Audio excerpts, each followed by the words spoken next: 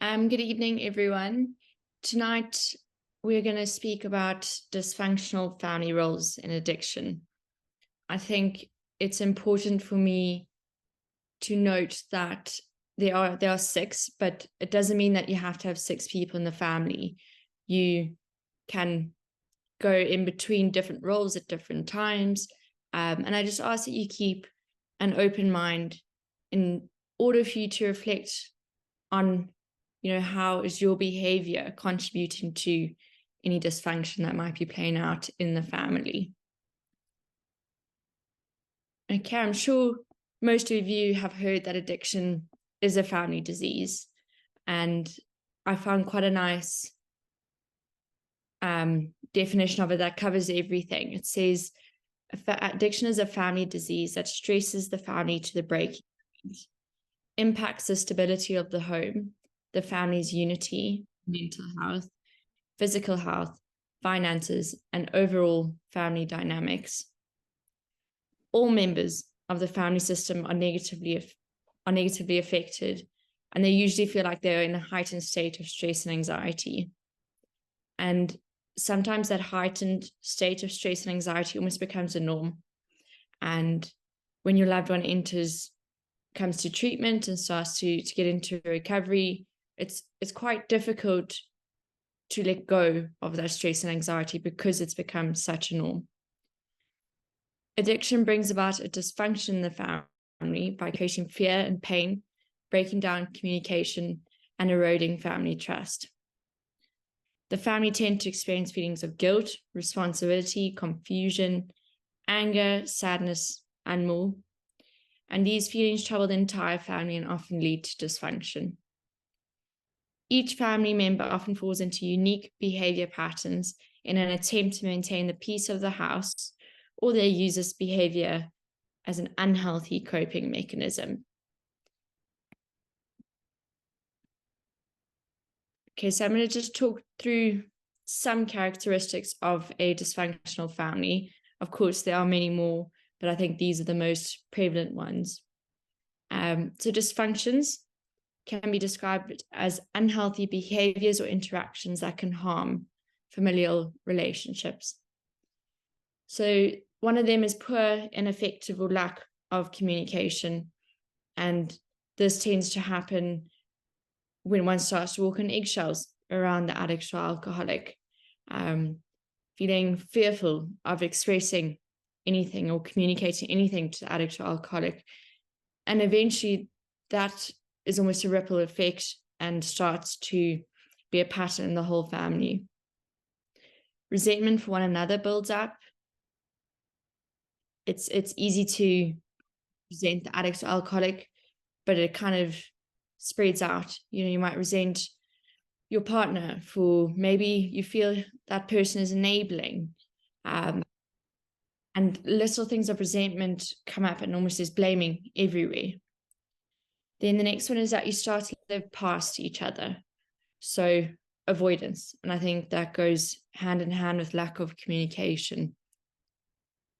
Codependency starts to come into play. And that's why one's behavior affects the other, because become reliant on, if that person feels that way, I must feel that way. Maybe in complete denial about their situation. Best description of denial I've heard is just completely out of touch with reality. There are unhealthy boundaries or complete lack of boundaries.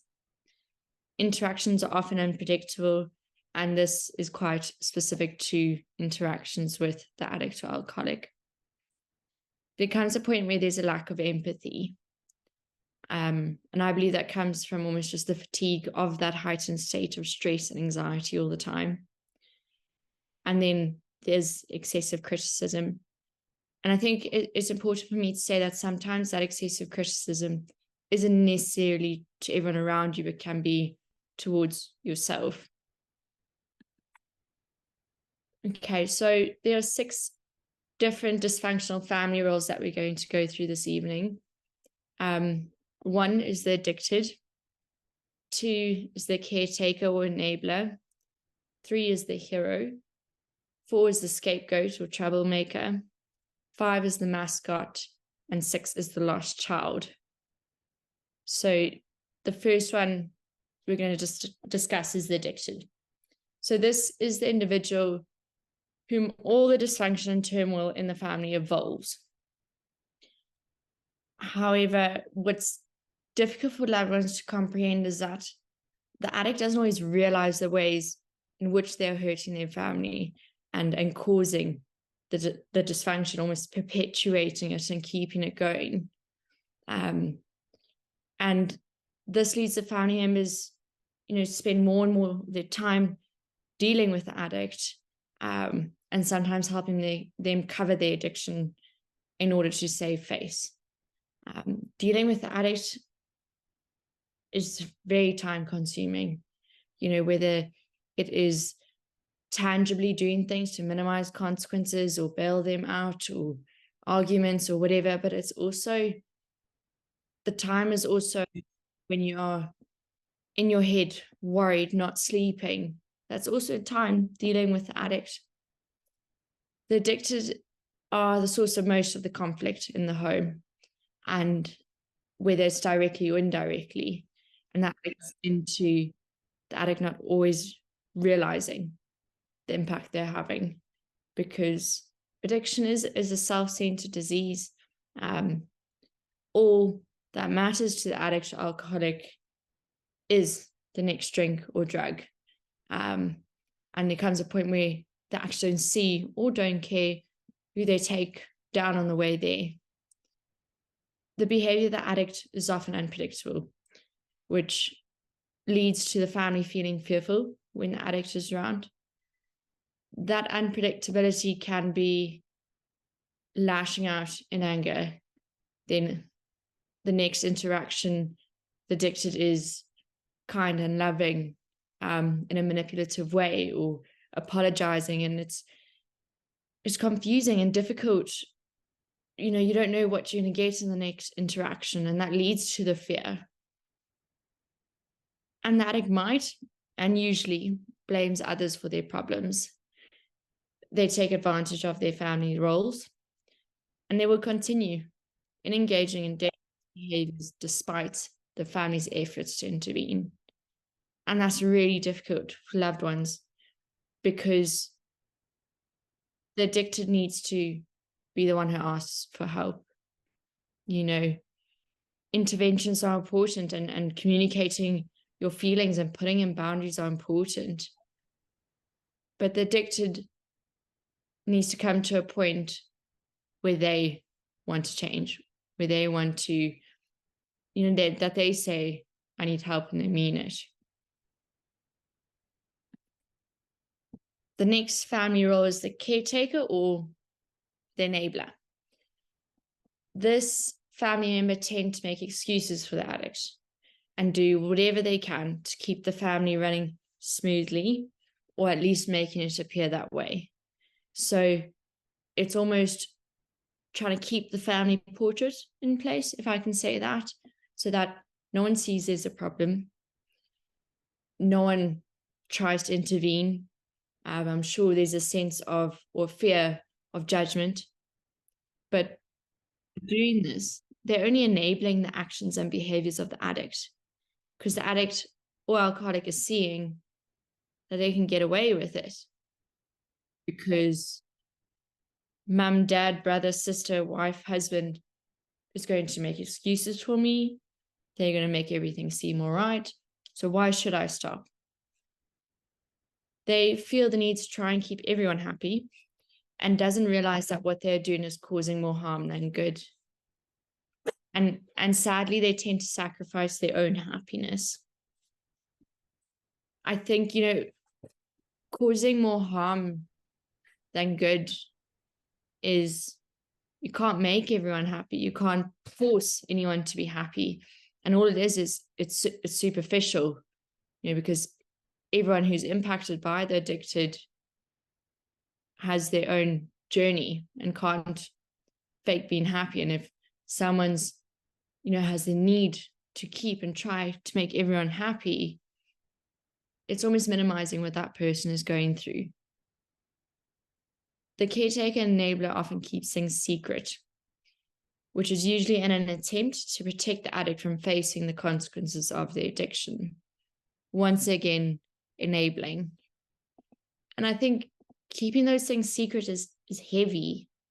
You know, it causes one, you know, marital issues, not to connect, because you know that you're holding on to something that you're not sharing, which is dishonest. The reality of this situation is that they keep the family in an unhealthy state of balance, and also inhibits the family from going forward and healing, because of this need to keep this family portrait. Like I said, it minimizes what other loved ones are going through, what they are feeling. So if they feel this pressure to be happy and pretend like everything's all right, they can't talk, they can't communicate, and thus they can't move forward and heal. Caretaker is very likely to become codependent, and codependency goes hand in hand with enabling. And I think with all that said, one can see that they're often in denial of the reality of the situation as a whole. Because if one can make everything seem okay, can excuse the behavior, eventually you believe it. And staying in denial means you don't need to accept there's a problem, and furthermore means you don't need to take any action. The next role is the hero. So the hero exists to make everything appear peaceful and functional, which is similar to the caretaker. But unlike the caretaker, they don't participate in enabling the addict. They feel as if bringing esteem and respect to the family is worth more than maintaining their own mental health. So this is a loved one who chases achievements, whether it's perfect grades, work promotion, excelling at anything they do. You know, that's what they do because it makes the family look good. So yes, there are overachievers and perfectionists. And this means they stay highly stressed, because if they don't make those achievements, if they don't get those perfect grades, make the first team, get that work promotion, run that marathon, whatever they may be, they then often feel responsible for things falling apart if they do.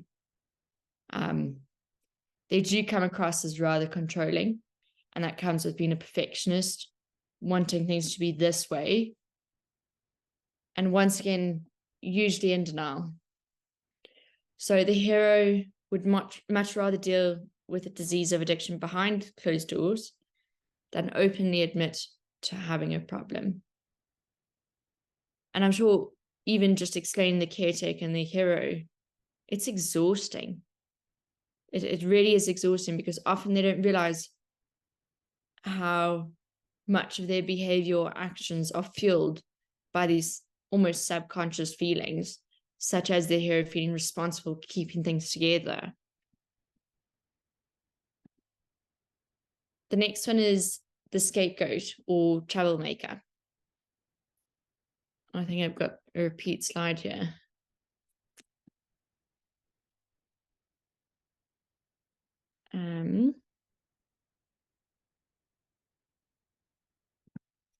Let me just find. Okay, I'll go through the mascot. So the mascot is the family member who focuses on distracting the family from the issues through the use of humor. So they are usually known as a goofy or immature one in the family, you know, the clown. And this humor serves to lessen the overall stress, but also disguises their own pain without offering a real resolution. You know, and as much as it happens in the family, we also see it in treatment. The humor is a deflection. It takes away from the feeling that either the mascot is feeling, also derails what anyone else is feeling. So as it says there, they do not realize that they're being unhelpful in creating a supportive atmosphere, because they constantly derail. They make light of something that needs to be taken seriously. So unknown to the rest of the family, they're often the most sensitive. Underneath their humor, there is fragility, vulnerability, and a desperate need to seek approval. I think, with the humor, that's just a mask, because they don't want people to see the fragility, the vulnerability. They want to appear like they're coping, that they're not impacted at all. And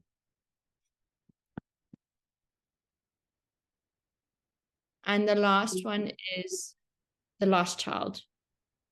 So the lost child is the quiet one, who often feels invisible to the rest of the family, as the attention that they would have received goes to the addicts instead. They fly under the radar and would much rather keep to themselves.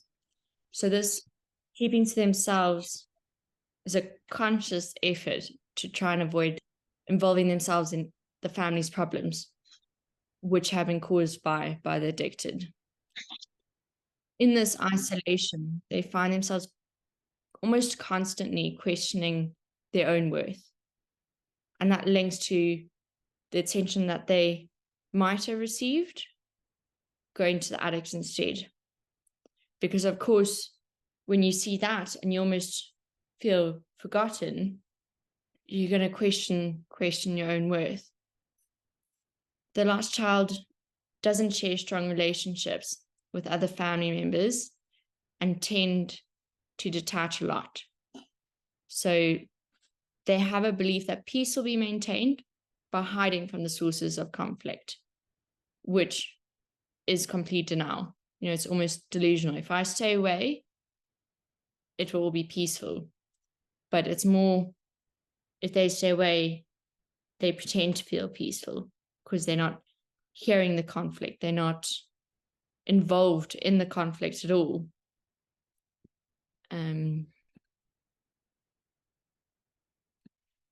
If you could please give me a minute, I just want to see if I can find the hero where that slide was repeated.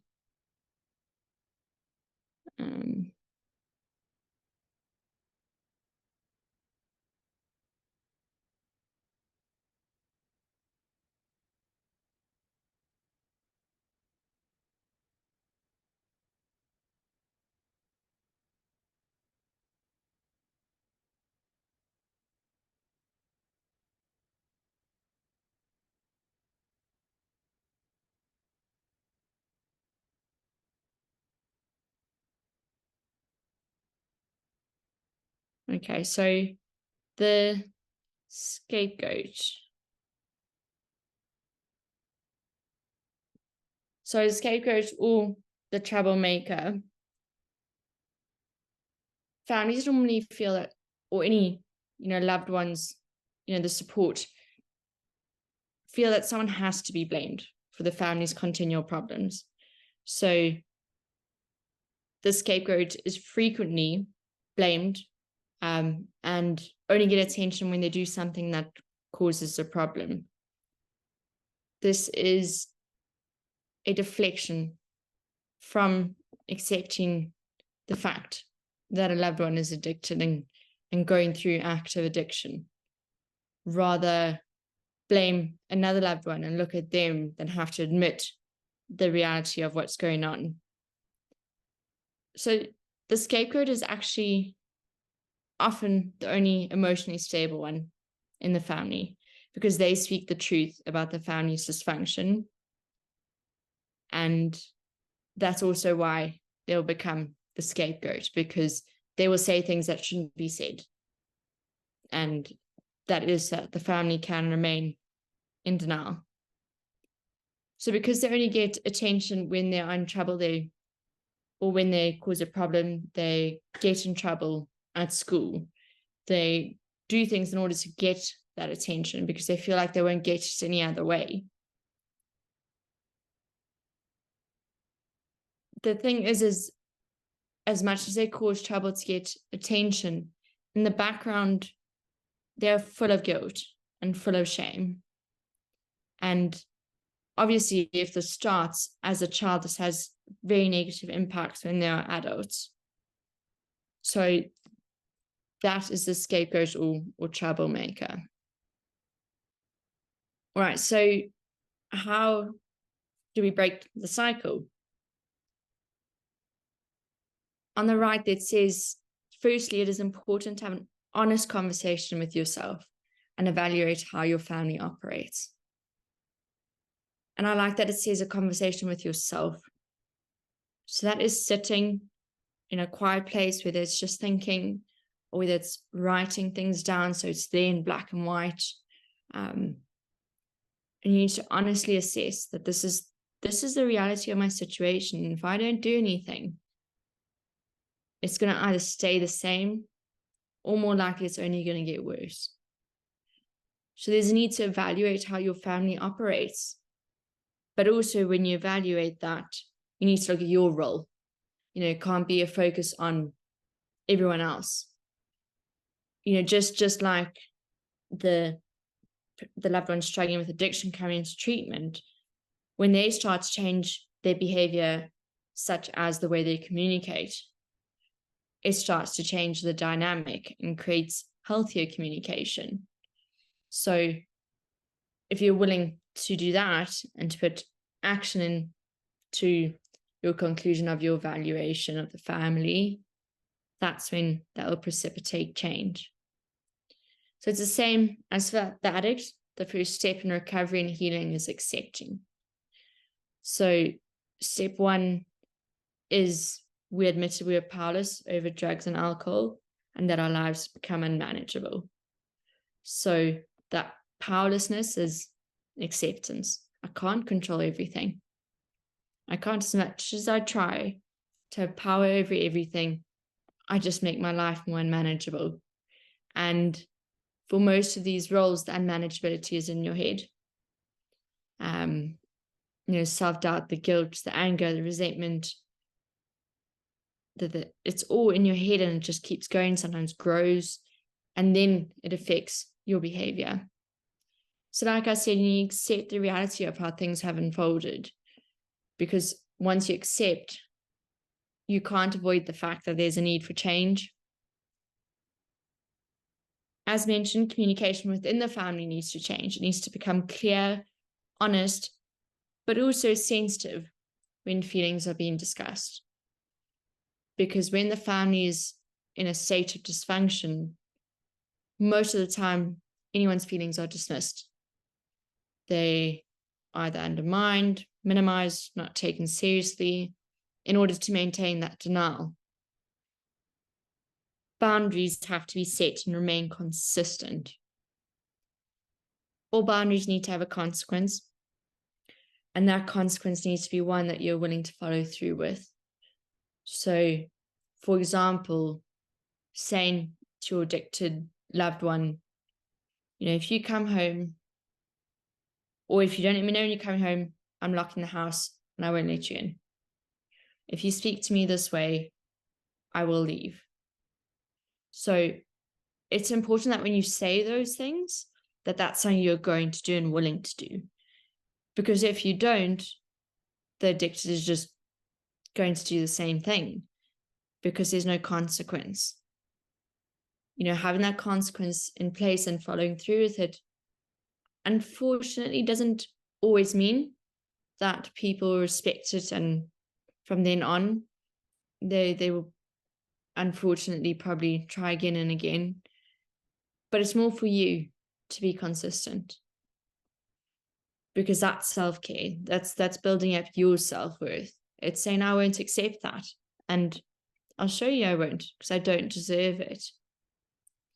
So the caretaker / enabler must learn to practice tough love and hold the addicted individual accountable.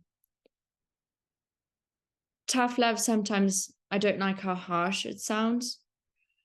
I'd rather say boundaried love. It can, of course, be unconditional, but that doesn't mean you need to accept everything and anything that You need to be okay with their behavior because it's unconditional. You can't lose yourself in it. And that means the addicted needs to feel their consequences. Because like I've mentioned a few times, why stop if they don't? The scapegoat or troublemaker needs to develop an understanding that they are not responsible for the family's problems. When they come to that conclusion, it is empowering because, like I mentioned, they often the one to speak the truth. And when that is like received in a better way, they will start to realize they're not responsible, because that's too much for one to carry when they can clearly see who is responsible for the dysfunction. The lost child is going to need help from the rest of the loved ones. They're going to need to be encouraged to engage with the family and be encouraged to participate in the recovery process. That recovery process doesn't necessarily mean the addicted recovery process. It's the family's recovery process. It's breaking the cycle.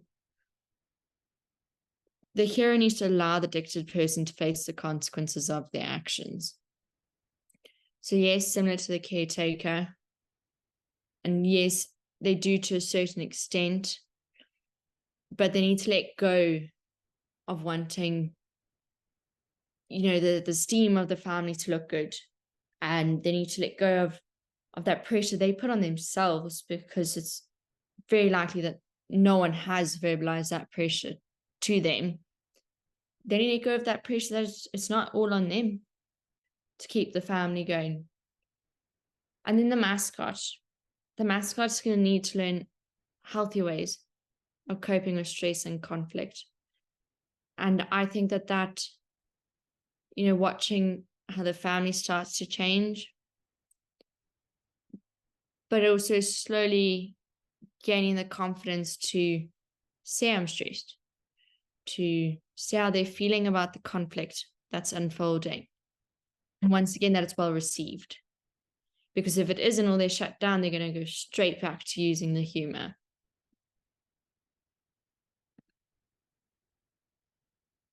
Okay, so I do hope that was helpful and that people were able to relate to certain dysfunctional family roles. And I do acknowledge that it's not easy to say that, oh, I do that. I need to change that. I do play a role in this dysfunction. Because yes, the addict almost perpetuates it and lets it, carry on and on and on. But there is a responsibility on the loved ones to not fall into that chaos and cause them to become dysfunctional. Because like mentioned at the beginning, it's an unhealthy coping mechanism. But like it says there, it's a coping mechanism. It's almost something that one latches onto as a survival technique to just get through things. But when you notice or hear or gain awareness that this is what I'm doing and it's not healthy and it's not okay, yes, for the family, but also just for you. Once you have that awareness, and awareness is easy, the next part is doing something about it. That's difficult. And that's also what your loved one faces in treatment. It is relatively easy to be aware of a flaw or character defect, as we call it, in yourself. You can say I'm self-centered. You can say, yes, I'm an enabler. But what are you going to do about it? And it takes courage. It takes a lot of courage to say, okay, I'm going to change this. Because it is going to cause quite a bit of a wave within the system. People aren't going to be used to it. They're going to have to adapt. There might be pushback. But consistency is key. Because then people start to realize, oh, okay, this person's been for real. You know, they aren't going to take my nonsense. They aren't going to rescue me. They aren't going to make humor to, they're not going to use humor to make light of the chaos I caused. So I do hope that this was beneficial. And yeah, if anyone would like to say anything or ask questions, as Dom said in the beginning, just raise your hand or you can pop a message in the chat.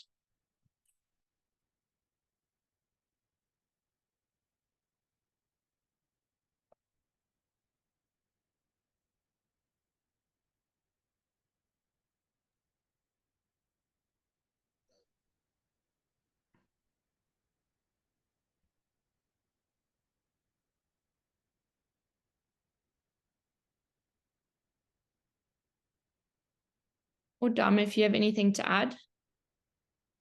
Yeah, I think I was just going to briefly comment on when you spoke about boundaries, because I think that that's something that's, well, there's two things. It was the boundaries, which I think is incredibly crucial. It's something we see a lot where we have to help guide the families to set boundaries with their loved ones, especially when people are wanting to RHT, when people they point blank refuse going through to extended treatment.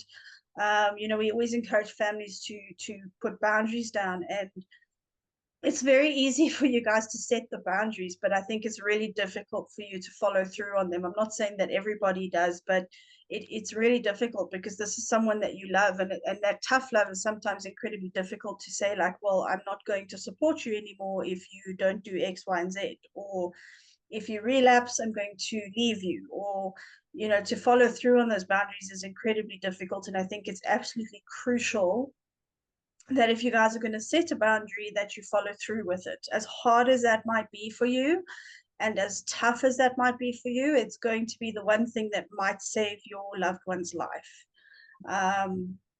And I think also the one thing that you mentioned in sense of families blaming themselves for a lot of the stuff and a lot of the dysfunction that happens, is that you guys need to understand it's not you.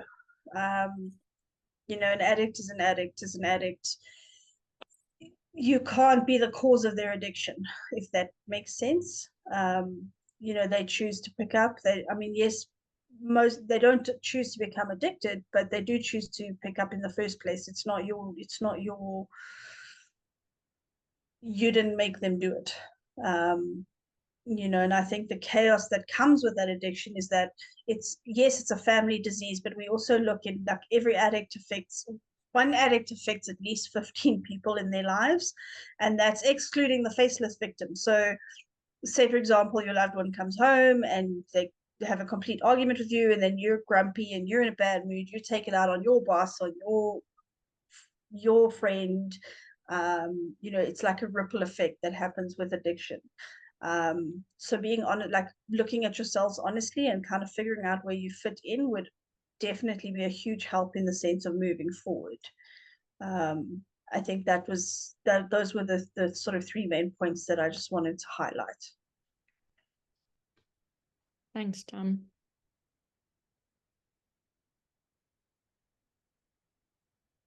I'm not sure if anybody has an experience like with this that they would like to share.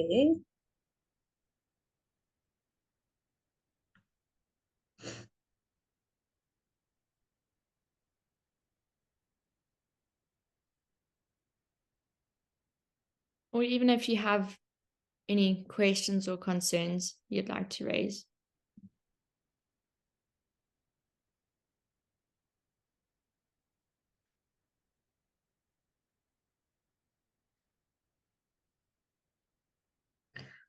And I think the other thing, Skye, is like looking at the family roles in addiction is so important, because, and a lot of the times people don't know they're doing it.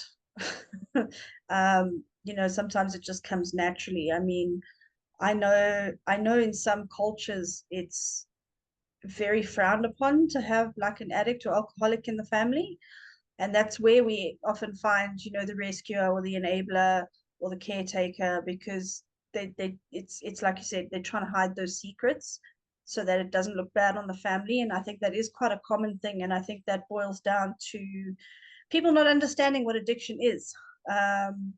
You know, that's why that's why it's so important to be educated in addiction, so that you know what it is, if that makes sense. I don't know if I'm making sense. Doesn't sound like I am, but you know, it's saving the addict is going to allow the addict to continue using. There's also a comment from Kobati. I feel like we could be relaxing, thinking all is good with our loved one. How does one continue to be at it? Like, I sometimes find I forget the meetings, something I didn't do at the beginning. I think that's an important reflection and honest as well. And it is almost the exact same for any loved one in recovery. I think it's important to note what it was like before and how much there's to learn and how much work and healing you need to do on yourself. So it's almost reminding yourself of what it was like and that you don't want to go back to that dysfunction. So Tuesday at 6, I'll be here, or whatever other family support groups, you'll be there. Because for the addict in recovery, complacency is dangerous, you know, but for the loved one, it's dangerous in terms of forgetting that you need to heal, forgetting what you've gone through, and thinking that all is good with yourself when it might be possible that it's not. And it's like Dom said, it's just keep coming back to learn. And it's learning about yourself, but it's also learning about addiction.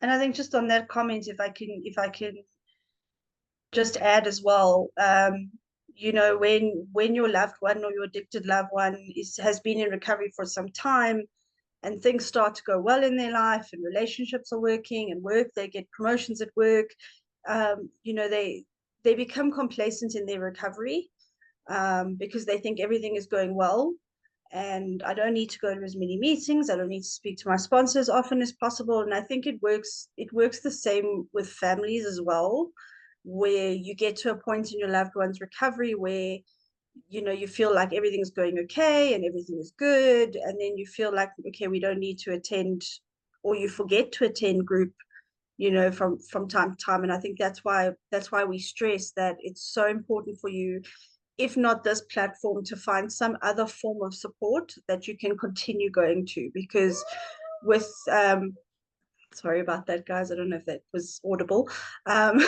With your loved one, it's you know, for yourselves, even if they've relapsed, even if they've, you know, stopped working a program, or if they're still working a program, it's really, really important for you as families just to continue with some form of support for yourselves. There's a comment, or it's more of a comment from Jill. My son was admitted at, I'm assuming, Changes 20 days ago, but only spent 1 day at the facility and was transferred to a psychiatric center. He was transferred back today to the facility. Sorry about a bubble that pops up, but I must say it's draining. Missing him a lot, not sure how he's doing, but I'm constantly praying. This is his journey. So I think from my side, you know, Jill, it is very draining. You know, often, sometimes when the loved one has gone into treatment, there's almost that sense of relief of, okay, that my loved one is safe. But also, you know, when they first come into treatment, we're not sure at what stage of the process they're at. And sometimes there is a lot of back and forth between, you know, facilities, and you know, sometimes people leave, but then they come back, and it is incredibly draining. But I think, you know, to know that your loved one is getting the help that they need is quite substantial and quite important. And I'm sure that, you know, their counselor will be in touch with you as well, just to give you an update on their progress, or you know, and where they're at. But yeah, I think it is incredibly draining for families, but I think also just having that ease of mind that your loved one is in a safe space.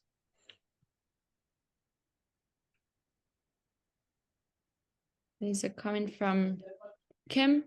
My addict has returned home from rehab after a very long time. We decided to have a sober house to help her, and some of the family members feel that it's okay to drink and have substances in the house. This upsets me. I'm not entirely sure how this affects my addict. So I think, it's what was mentioned in the presentation is clear, honest communication. So maybe ask the addicted one, how does this impact you? How do you feel about it? And trust and hope that they'll be honest in their response, because also, Kim, there's only so much you can do, and that's also comes back to step one of admitting you're powerless. You can't have control over everything, so understand that it upsets you and that it most likely causes worry. But sometimes the solution is just to ask, because if you're in your head and worrying and overthinking in that moment where someone's having a drink and your loved one is there, just ask how they feel about it.